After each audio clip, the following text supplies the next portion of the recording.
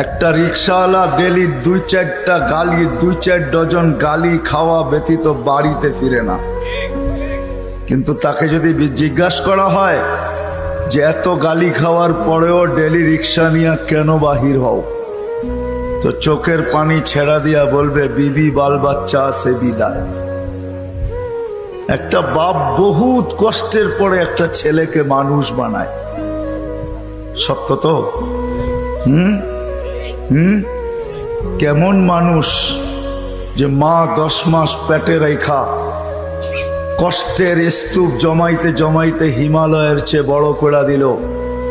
একটা বাপ সন্তানের পিছে খাটতে খাটতে খাটতে খাটতে নিজেকে বৃদ্ধ করে দিল, যৌবনটা হারায়া দিল। আমার সমাজে তাকাইলে দেখা যায় ওই মা বাবাই এখন বৃদ্ধাশ্রমে বাস করে। বলেন এটা কেমন মানুষ? কেমন মানুষ?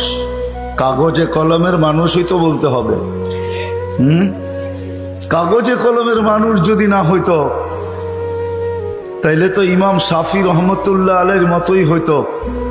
সারা দিন পরিশ্রম, বাবা ছিলেন না, বিধবা মা ছিলেন, সারা রাত্র মার পায়ে তেল মালিশ করতেন আর পাও টিপা টিপা ঘুম পড়াইতেন।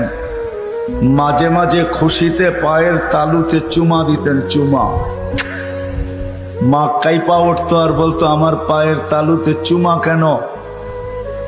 তো বলছে তোমার পায়ের তালুতে চুমা দেই না, আমি তো আমার জান্নাতে চুমা দিয়া স্বাদ নিতেছি, স্বাদ।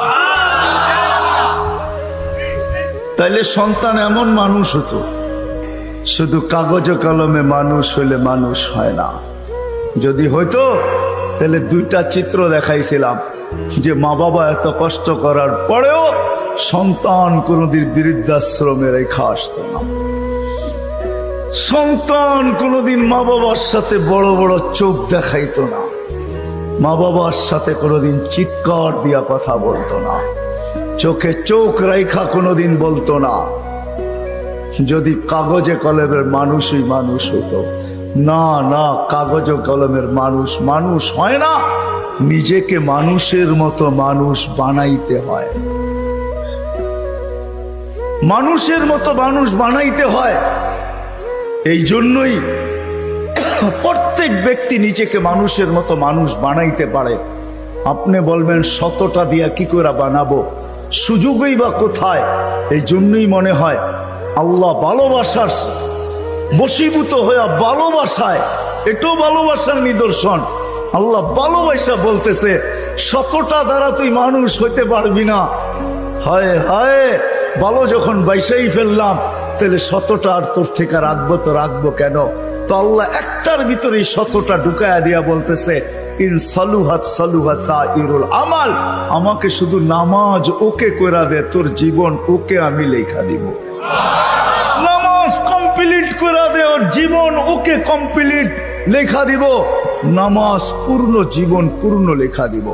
এই জন্যই তো আমি বলি এই উম্মত যদি কিছুই না করত, আজান হওয়ার সাথে সাথে যদি শ্যামবাজারের রোডে চাটাই বিছানো হয়ে যেত যে চটপট নামাজ তারপরে ব্যবসা, প্রত্যেকটা মার্কেটে যদি এরকম হইতো। তবে আমি একটা দেশ দেখা আসছি জীবনে, আমি ওই দেশে 6 বার গেছি, 6 বার। আমি চিনি ওই দেশ, আমি দেখা আসছি। দেখা কথা বলতেছি, শোনা কথা না। আমি দেখছি যখন আজান হয় তো বাজারের গলিগুলার ভিতরে প্রত্যেক দোকানদার নিজের চাটাই বিছাইতে থাকে, প্লাস্টিকের চাটাই বিছাইতে থাকে, আর সবাই একজন আরেকজনকে ডাকতে থাকে চলো জলদি নামাজ তারপর বাজার, চলো জলদি নামাজ তারপর বাজার। আমার দেশটাও যদি এরকম হইতো,